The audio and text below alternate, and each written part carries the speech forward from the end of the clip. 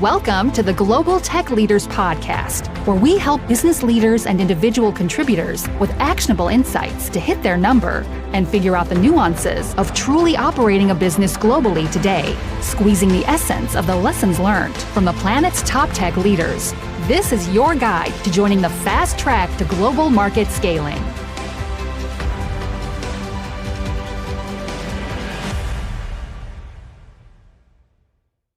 Is my audio all good? So today we are joined by Brian Vallelunga. Managing secrets is a very unsexy space, as he acknowledges at Doppler. Brian is the CEO, and he has recently been featured in Forbes 30 under 30, which makes me feel really guilty, thinking to myself, having just hit 40, what the hell have I done with my life? But we'll get into that. At scale, Doppler helps developers maximize time building core applications rather than worrying about secrets management. Brian recently raised $2.3 million in a seed round from Sequoia and Kleiner Perkins, engaging none other than Peter Thiel. So I'm imagining quite the roller coaster and exciting journey you're on. Welcome to the show, Brian. Thank you. We actually also just raised from Google.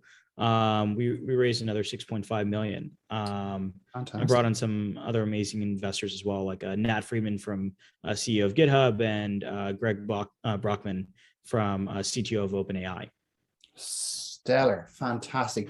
Definitely want to get into that. But before we do, I always like to get a bit of background on founders because they're a tricky bunch. They're a bit of unusual breed, so to speak. So maybe just as we always ask on the show, take us through, your journey thus far. Like, what were your inflection points, some of the decision trees, forks in the road, and what brought you to where you are today, if you could share? Yeah, happy to. And I don't think I've talked a lot about this, to be honest. Great. Happy to go a little bit more in depth.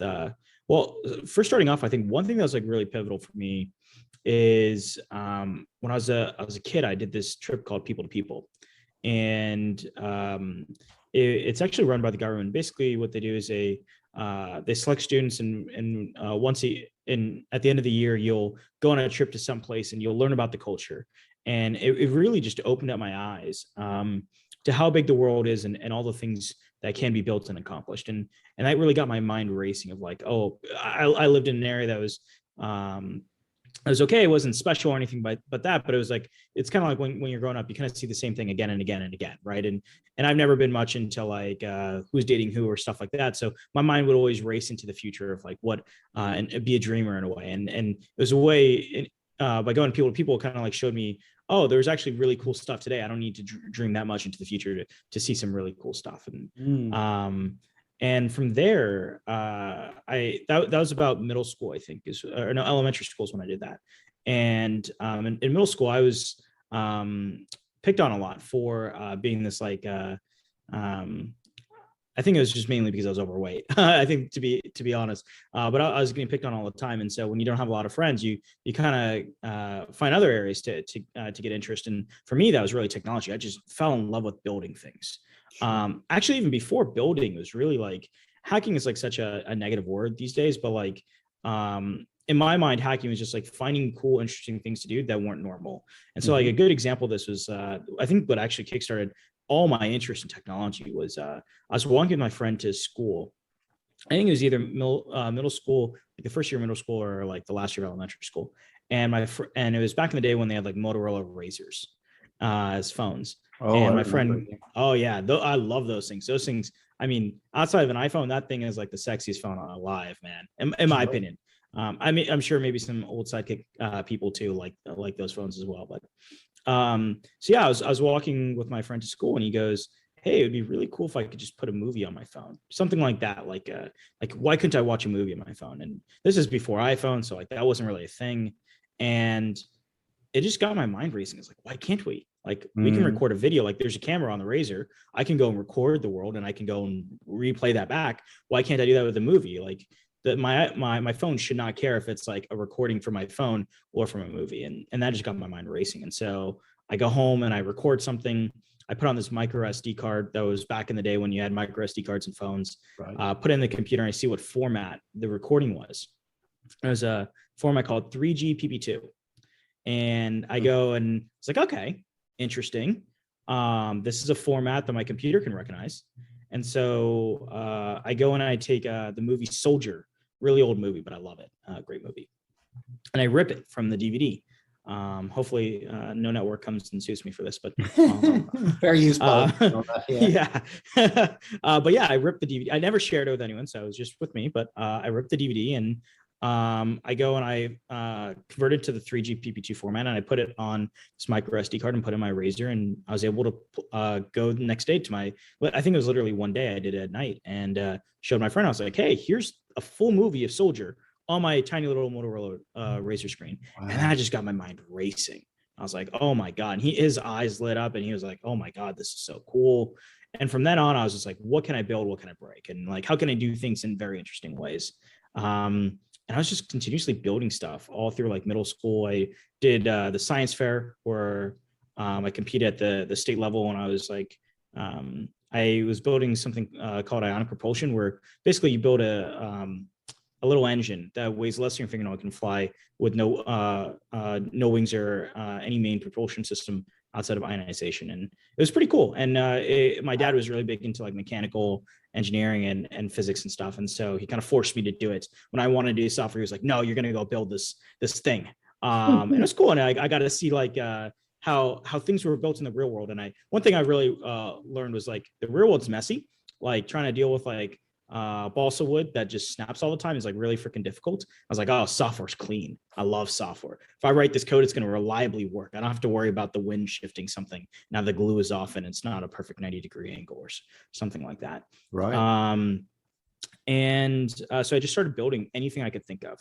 And I was probably the worst student in high school and college. Oh my God. I barely attended classes. If I was in class and I was pretend note taking and really coding. Like I think I did 3 years of Spanish, and the only thing I know is how to say hello. But I just like, I really got excited about programming, and I was just trying to build everything I could. And then one big, I think something that gave me a lot of confidence was I started finding these jobs, and I would put like senior software engineer, just like lying on my resume. I was like, I need to get a job, and I didn't know what I was doing. And I was like, nobody's going to take a high school student. So I just put something really senior on my title. And one company actually met with me, and I did like an onsite there, and they knew that I was lying, but they still gave me the shot, and they were like really impressed. And that was a company called ParkMe. And I worked there for 3 years in high school as a software engineer. So I would leave school at like, I think school ended at 4 p.m. or 5 p.m. and I would leave at 1 p.m. So basically we went to my principal, and I was like, hey, I got this job that I just can't let go. I don't really care about Spanish class. I don't care about these other classes. I probably should have, to be honest. Like that was probably a mistake, not being a little bit more cultured. But I was just like, what extracurriculars can I skip and just go do this real thing? Because that's really going to be impactful. And we made some deal, and he let me in at 1 p.m. every day. I'd leave school, and I had to prove like the ParkMe would write into my principal and be like, hey, he's actually here and he's showing up. So it wasn't like I was just going AWOL and skipping class or something. Right. I was actually doing real world work, and I'd get there like 1:30 or something and work till midnight. And I'd come home, and then I would do some homework, and then I'd code to about 4 a.m. and then restart the day. And I just did that Monday through Sunday. Like I worked Saturdays and Sundays. You lost a lot of sleep, I'm guessing. Oh yeah. I probably contributed a little bit to weight gain, but now I'm paying the deficit now. But yeah, and then I got into college, and I was still building stuff. And it was I think college was the first time when I really built something serious, something that like other people could use outside of myself. It took me like outside of like ParkMe, because ParkMe, like we were building for a customer demographic that was already built. And I was just in a way a cog in a machine, a very happy cog, but a cog in the machine. Right. And what did you build?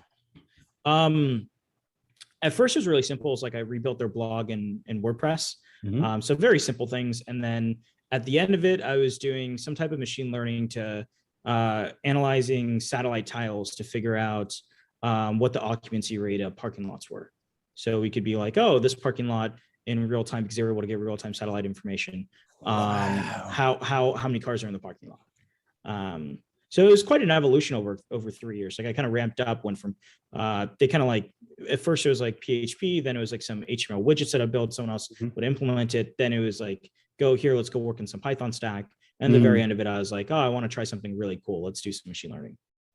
And by the way, it wasn't any good machine learning at all. It was terrible product, like work product. I've looked at the code in the past and I was like, oh my God, this is atrocious, but it was still a fun project. By the way, I'm going kind of slow. So if you ever want to speed me up, just let me know. And we can. All good. Take your time. It's worth learning about.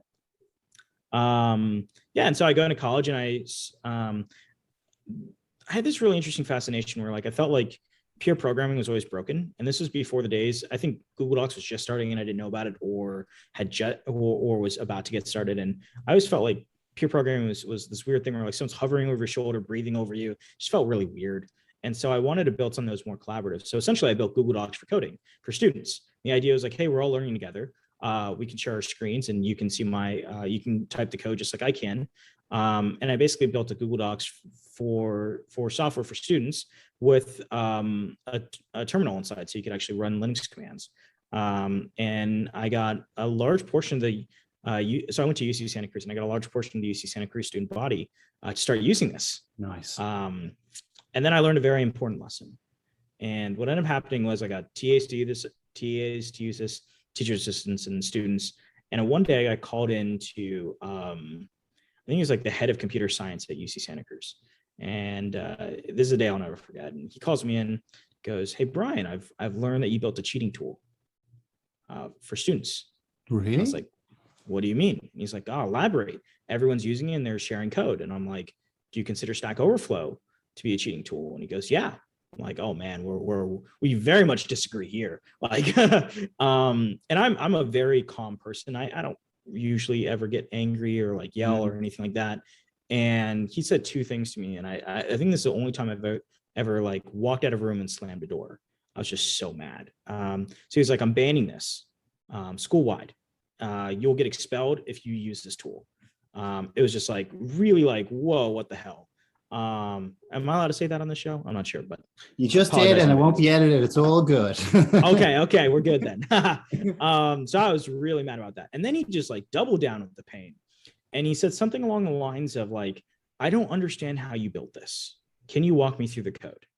And that was just like, oh, really? Like, come on, right after, like you should have started with that and then banned it, because like, I'm definitely not telling you now.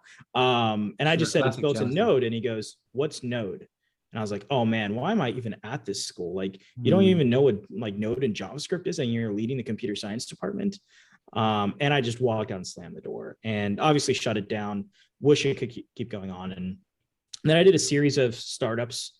Most of them were really small. And I've dropped out of school twice at UC Santa Cruz. One was for a company called Night Owl.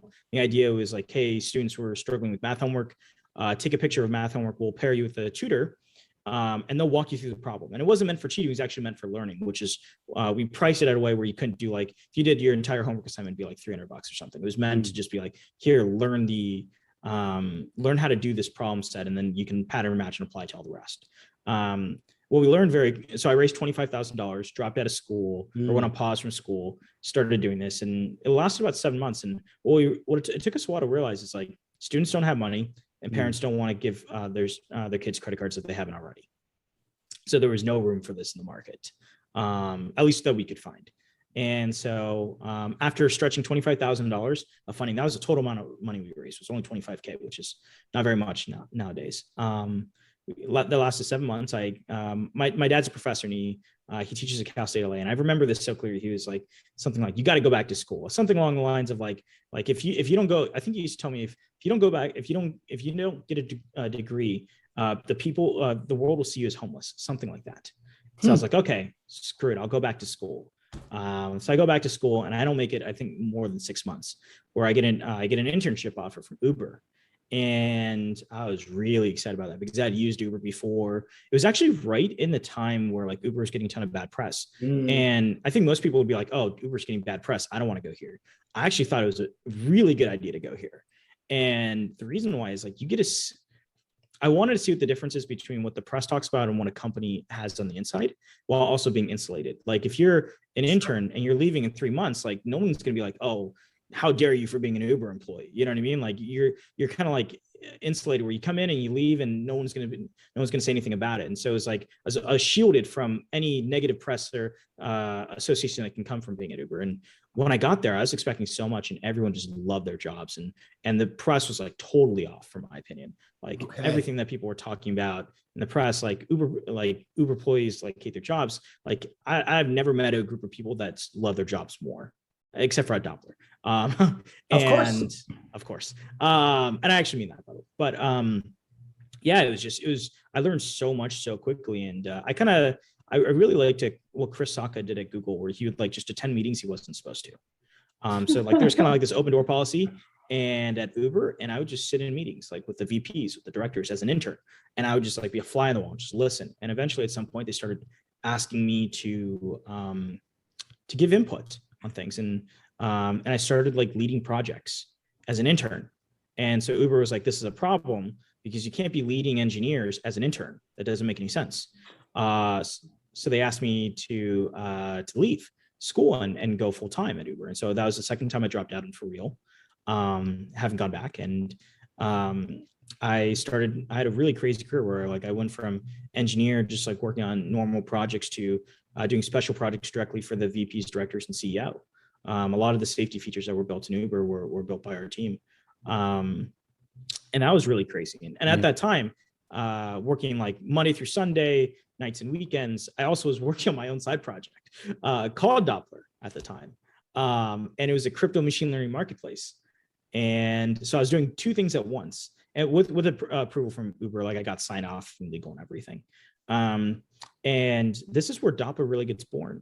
I was working on this for about 8 months, and I get to a point where I'm like, man, this is like pushing a boulder up a hill. Like no matter how much I push, I'm always going to be sliding backwards. And so I decided to take a trip to Cancun to like just take a break from it all. Mm-hmm. My first day there, I was like, it just like really sunk in that I could not get this off the ground, and I wanted to. Like it felt like all the will in the world would not make this thing take off, which is obviously a bad sign. If like the market's like, no, don't, this is not a good idea. Like you should just listen and be like, the market always wins, right? Sure. The market always wins. And this was a big learning lesson for me. And so I realized that it finally sunk in, and I was like, okay, what other problems am I facing? And I think it was really inspired by Slack Butterfield. Stuart Butterfield from Slack. Mm-hmm. He has a really good way of failing upwards. I mean, maybe he hates that I say this, so I apologize in advance if you do, but I think you've done a great job of that. Like he built a video game failed, Flickr is born out of it. Goes back and tries to build a second video game, the video game fails, and Slack is born out of it, right? Like that is the definition of failing upwards, in my opinion. And so I was looking at all the problems I'd faced, and I was like, oh man, managing environment variables and secrets just kept popping up again and again, in all these like very weird, interesting ways that didn't make sense to me.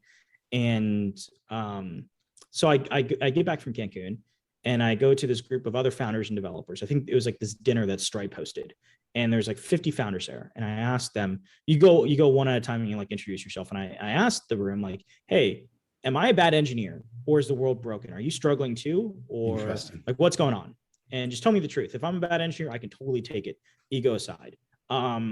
And about 60% of them came to me and were like, hey, I'm actually struggling. One woman in particular comes running up to me. And she goes, I've had 3 outages this week. Have me a solution by Sunday. And it was a Wednesday. And I was like, no. Like this is going to take weeks to build minimum. And she goes, I don't give a shit. Have it by Sunday. I was like, damn, okay. I listen to you now. Like, yes, ma'am. So before I did any of that, I started doing a little research, and I realized that individual developers were struggling. Large enterprises were spending hundreds of thousands to millions of dollars on solutions and still struggling. And it was all because it wasn't built for developers. It was built for DevOps and security. And so like, think about like a 5-man team on DevOps building this, buying this, and then they have to force it on thousands of developers. The model just doesn't work, right? Developers will just run from it. And they did, and they ran from it like the plague. And so I wanted to build something different that was built for developers. And so I think after a couple of days of doing some research, I probably should have done a lot more research, to be honest, but I didn't know much better at the time. I started working on this in 3 weeks. I have an MVP built. The 4th week, I started doing something called Chipotle sales, where I take my anyone I knew that was in my network that was a developer or a founder, and I would take them to Chipotle and be like, hey, I'll buy you anything on the menu, but I get to rant at you for an hour. And at the end of it, hopefully you use Doppler. That's your choice, but I'm just going to tell you all the benefits of it, which is interesting sales strategy. Not heard of that one before. How scalable is it? Very not scalable, very bad approach. Like, this is not the way you should be doing sales, but I didn't know any better at the time. Great way to get product market fit. Maybe. Yeah. The market kind of decides if you have fit. You don't really get to decide that. But yeah, I was able to, like, out of 10, like 10 or 15 of these, I got like 4 customers. And I was just doing it back to back. And while at Uber, I would just like dip out for lunch and be like, okay, I'm going to do another lunch outside with a friend. And that friend would happen to be a potential customer. And I was very transparent with my manager. I was like, hey, I'm working on the startup. I really think it's going to go somewhere. So yeah. And what ended up happening was I applied to YC. And I had applied, I think 6 or 7 times before this. So I did not expect to get in. And the last time I did it, I got an interview and did not get in. So it was kind of heartbreaking to get to that final stage and then not get it. But anyways, I get an interview. We applied really late. So they were like, hey, this is a Wednesday. You have to be here by Friday. So I tell my manager, I'm like, hey, I have another interview with YC. And he remembered the last one. And he's like, I didn't get in. It's like, okay, yeah. And he kind of like shrugged it off, to be honest. Sure. He didn't, and I was like, just to be clear, if they say yes, I'm gone. Like, I'm going to leave Uber. I'll return the laptop the next day and I will be out. Oh, sorry. The interview was Thursday. It wasn't Friday. So I had 1 day to prepare. And I do the interview and we get in, and I was just in total shock. And I tell my manager, I'm like, hey, I'm gone. Like, I love Uber, but like, I gotta take this seriously. And I go in at like 5 a.m. at Uber and drop off my laptop on my badge. And then head straight to YC because YC was starting. And fast forward a little bit, we go through YC, learned a ton, made a great group of friends, and Sequoia ends up leading our seed round, I think 2 weeks before demo day. And then, we were kind of like off to the races, and just, I think, what was it, November of 2021, we raised from Google in our last round. Awesome. Okay, so a lot to take in there. That's absolutely phenomenal. Really, really good story. I think for me, typifies not giving up, typifies, I loved what you said around the market always wins. I couldn't agree with you more. I think that's very, very true. Some people blame others, some people take ownership and decide that they need to inwardly reflect. And I love that. And we've had many guests on the show who've kind of shared that experience with us, and the successful ones all have that mantra and mindset. I guess from my high school physics knowledge, the Doppler effect is the appearance and observation of sound as an object moves. And I suppose the way it was explained to me in high school was as you drop a pebble in a pond, it's the ripple effect there. Yes. Where you pass by that, it'll have different layers of intensity depending on how the objects move past each other. And so please excuse the crudeness of that definition, but maybe if you could share with us a little bit more about secret management and what it is you guys do and why you're so excited. Yeah, happy to. And by the way, we picked the name Doppler, not for the physics at all of it, but we wanted a name that did not corner us into what we were doing today. It was like a name that we could grow into. Like we've seen competitors and it'll be like something like Secrets X, like Secrets Hub or something like that. And it's like, you're not going to be able to get out of secrets. Like your name is locked in.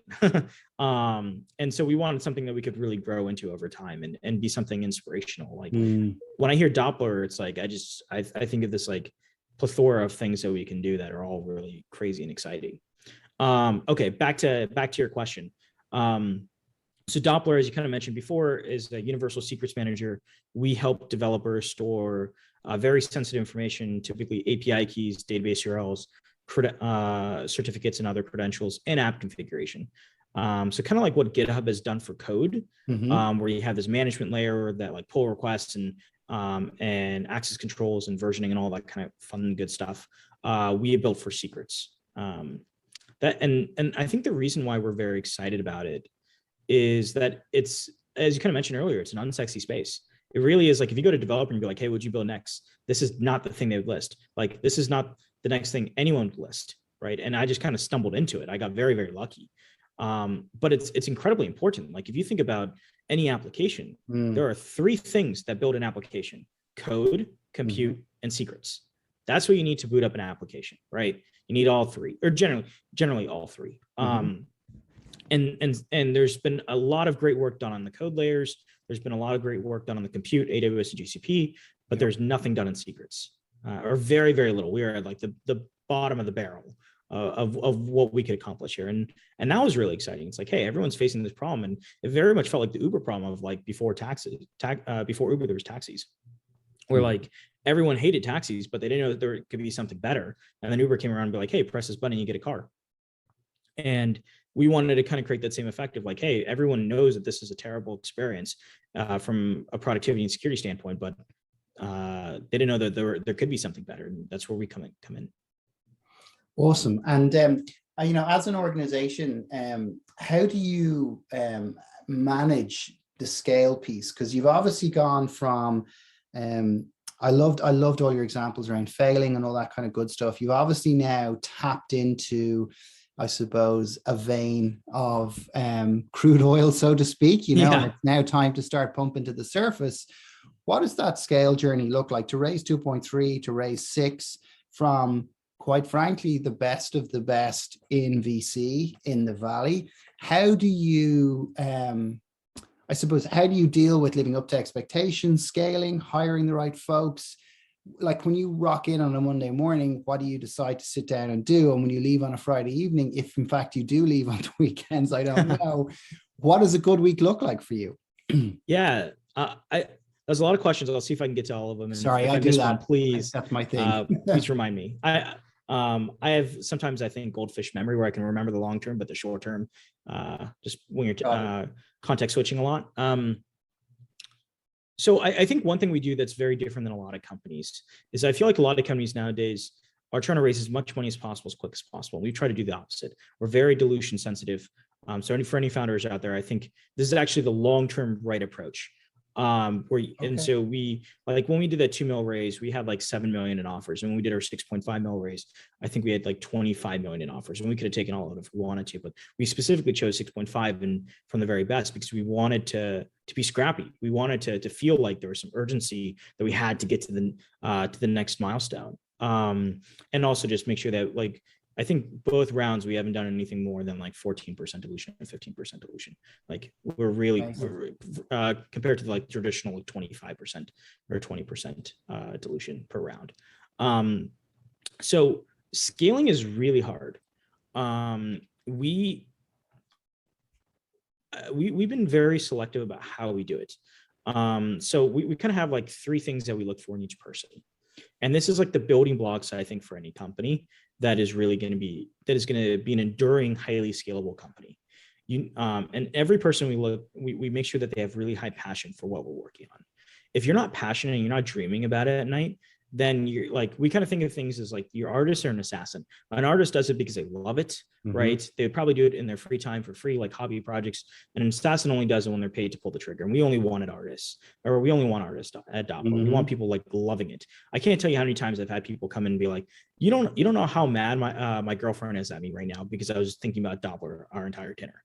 You know what I mean? Like, I can't tell you how many times I've heard that at the company. And because they're passions, like they really, really care.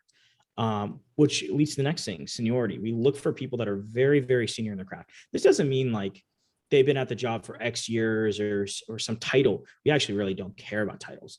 It's about like, are they craftsmen? Are they trade? Do they know the ins and outs? We have people that like have built the most insane things possible that like I didn't even know could be built at Doppler. I think you like in your Uber days is what I'm picturing right now. Oh, I think these guys put me to shame. I thought I was a really good engineer. A little bit of ego there, but yeah, I used to think I was a really good engineer until I met the people at Doppler, and awesome. I've learned I'm not, or not anymore at least. And when you have people that are really good in their craft and care a lot about and have a lot of passion for it, it allows you to create ownership. And this is the key thing. Ownership kind of sits on top like a pyramid, and ownership really means owning things end to end. And if each like person or like scalable unit is has really high degrees of ownership, it allows you to accomplish a lot with very little. So like I would say to build, like we get this all the time where people are like, oh, I'm so surprised you only have like a 6 or 7 person engineering team. Like I would expected 40 people. And it's like, whoa, because every single person kind of meets these requirements, really cares, is really good, and has a high level of ownership. And so we can keep the team small. And what that means is over time, when we add more and more people, it's like if each person's like a 5xer or 10xer, like it really starts to add up when you have like 50, when we have a 50-person engineering team someday, probably next year or the year after, like Sure. that is going to be really, really powerful. And so we've chosen to take less money. We've chosen to build smaller teams, but make sure everyone on the team is really good. And I can tell you right now, the chances of us making a bad engineering hire is so freaking low now, because they would have to get through a gauntlet of phone screens of like A+ players, and A+ players don't even want A- players, right? We've rejected so many people that were just really good, but they weren't exceptionally good, which does slow down hiring. But Sure. on the flip side, if you're taking a long-term horizon approach to things, it really adds up over time. Like we're already starting to see the dividends of this now. Awesome. Wow, what an awesome answer. Yeah, no, it's an interesting approach, and I've not heard it put that way before. But when you add the numbers, certainly in the dev space, that makes a ton of sense. Where do you think you'll go from here? I mean, where do you see the business in, you've mentioned in a year? What does 3, 5, and 10 look like for you? Yeah, that's okay. So 3 years out. I think one of the big things we'll see in, I'm teasing a little bit of a roadmap here. So we kind of see ourselves right now as pouring concrete. We're building a really good base foundation that we can build on top of. I don't want to go into everything because I kind of like leaving a little bit of a surprise. But if you think about Doppler in 3 layers, we have the storage layer, we have the management layer, and we have the automation layer. And we are just going to continue to build layers and layers and layers on this product in ways that you can't see. Or at first, you've seen these before in parallels, like pull requests for GitHub. We're going to be building the same thing at Doppler.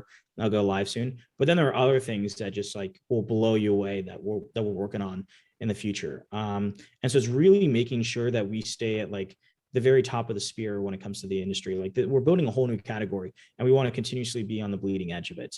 And so that's 3 years out. 5 years, more of a tactical number thing. If you look at GitHub has 65 million developers on their platform and 3 million orgs. We have, I think 7,000 users, and we have about to hit 8,000 users and 6,000 orgs, something like that.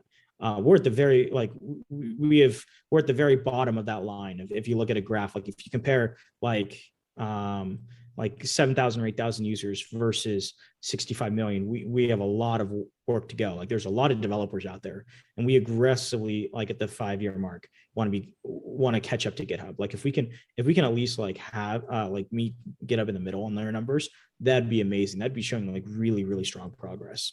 And then at the 10-year mark, it's like, well, we are like an instrumental platform in how everything is built. Like every application on the planet, I'd love it someday to be using Doppler in some fashion. And it could be our secrets management product. It could be the other products we'll be launching, or the things that are the automations that are built on top of it. But the 10-year mark, it's like we definitively changed the industry to adapt to this way. And I fully expect at that point there'll be competitors to our in our category, but the category is one. And I think that's a very important thing. We spent a lot of time thinking about not how does Doppler win, but how does the category win of universal secrets management. Like when you go to developing, you're like, hey, what tools do you use when you boot up your project? Right now, they'll probably say GitHub or GitLab for source control. And they'll say some type of compute like AWS, GCP, Vercel, Nullify, something like that. They're not talking about secrets. And if we can get secrets in the conversation, that's a big win, because then all we have to do is be the best in the category. And I think we can do that every single day of the week. And so really at like the 5 to 10-year mark is like, we're like, this secrets management has been fully adopted in the industry. And now we're just pushing it further and further and further. Wow. Okay. So there's no doubt you have a vision. Okay. And there's no doubt you have A+ players on the bus. For you, what does leadership look like? How do you get folks to buy into that leadership? So obviously you talked about ownership as well, but what happens when you need to steer the ship or, steer the bus, so to speak? How do you kind of bestow your own values and your own cultural beliefs and kind of ethos to the table? And how does that perpetuate throughout the org? I think there's two things. The first goes back to the people, right? There's kind of this, I forgot who said this, but I really love this line. It was something like what culture is how people operate and make decisions when the CEO is not in the room. Yeah, well, right. I'm mostly not in the room. Like if you look at all the time that people are communicating with each other, 99.99% of the time, I'm not in the room, right? So culture is really, really important. And the way we tackle that is by making sure the first people that we hired had really, really got indoctrinated into the culture, and they firmly believe it, and they propagate that culture, right? We spend a lot of time on onboarding when we hire each new person.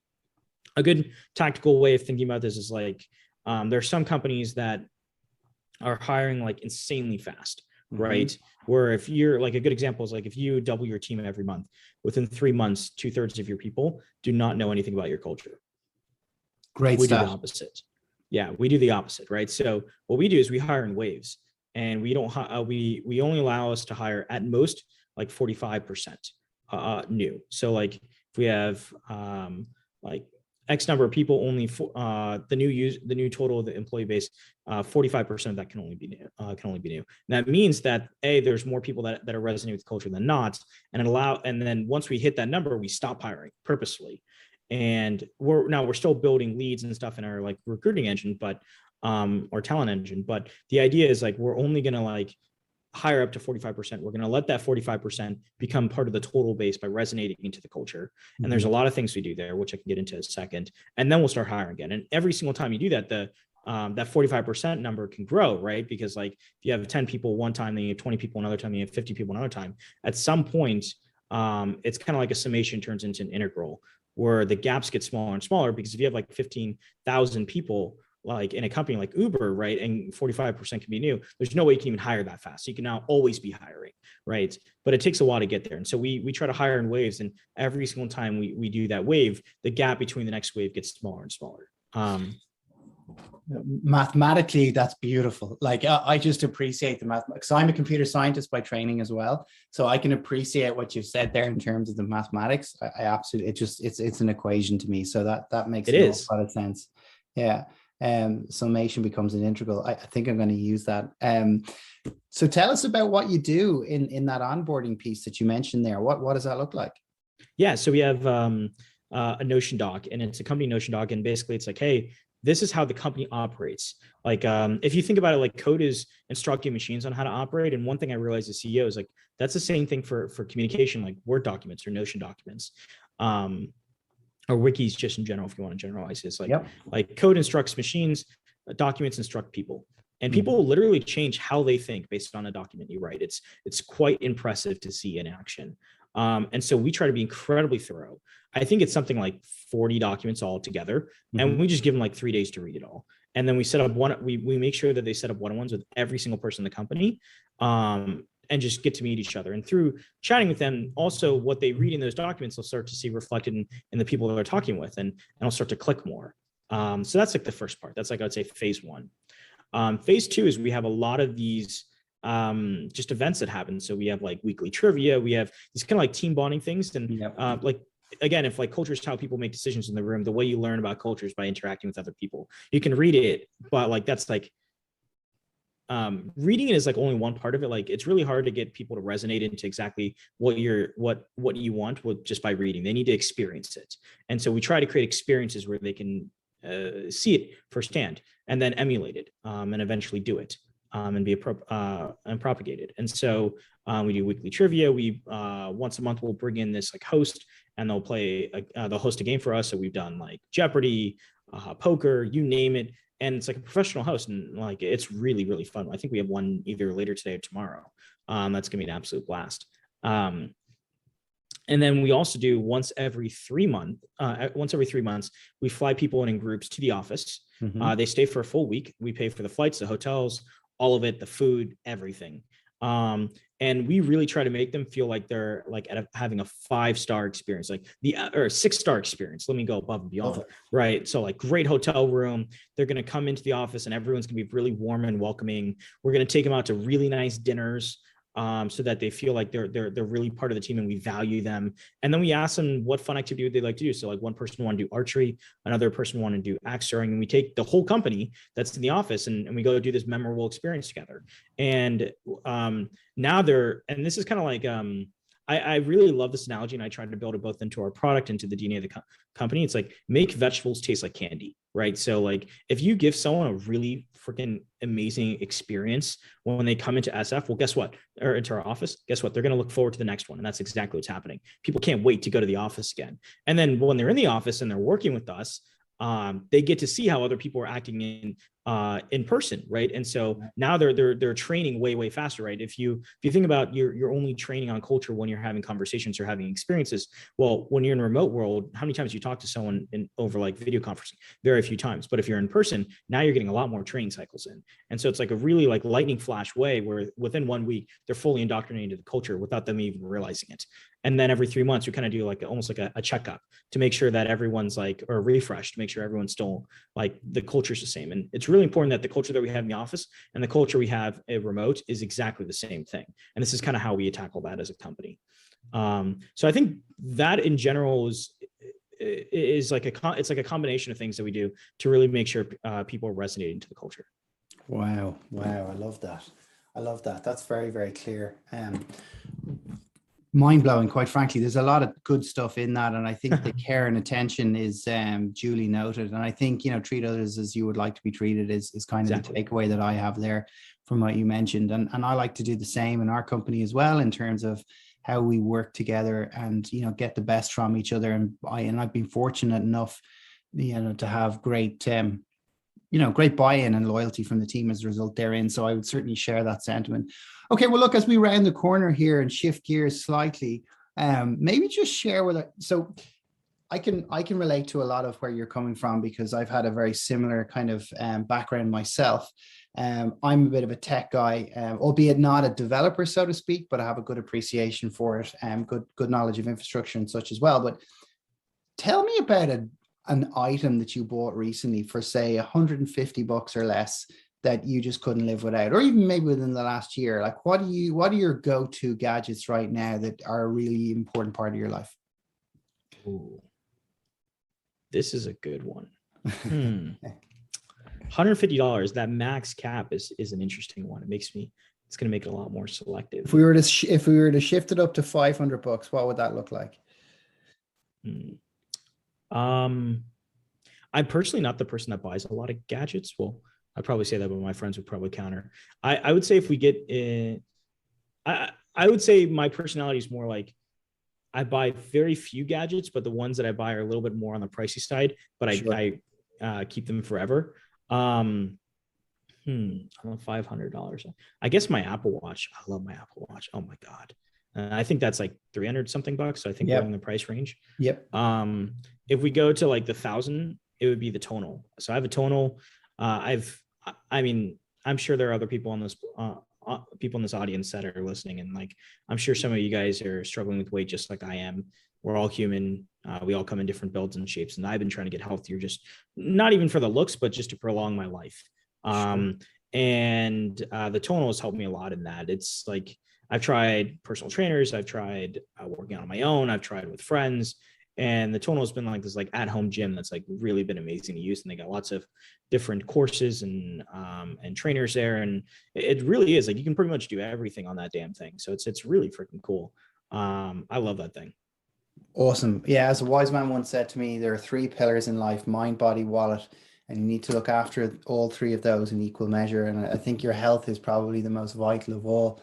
If I could give anyone any sort of advice, whether it's, actual aerobic exercise or, cardio or even weight training, even if you can get out for an hour and do a walk for like 3 miles, 5K, I think, your mind will actually thank you. Your body will thank you for the obvious oxygenation it receives. and your wallet will actually thank you later because you're actually getting fresh thinking into some problems that you would have had during the day. So I find that a great way to kind of loop all three of those into one place. So look, can't thank you enough, Brian. This has been really, really insightful and honest, quite frankly, as well. I really am excited to hear about next steps for Doppler and where you go in this 3, 5, and 10-year journey you shared with our listeners. So thank you again for being our guest. Thank you so much. It was an absolute pleasure. And yeah, I'm a pretty transparent person. The company is as well. And so I hope we can chat again soon and show more of the progress we've made. Wonderful. I'm going to hold you to that. I look forward to you welcoming you on future shows. Thank you. Hold me to it. You've been listening to the Global Tech Leaders Podcast, designed for both established and aspiring career-focused tech rock stars, as well as helping leadership figure out how to speak global in today's multicultural world. For further details, check out sf-talent.com.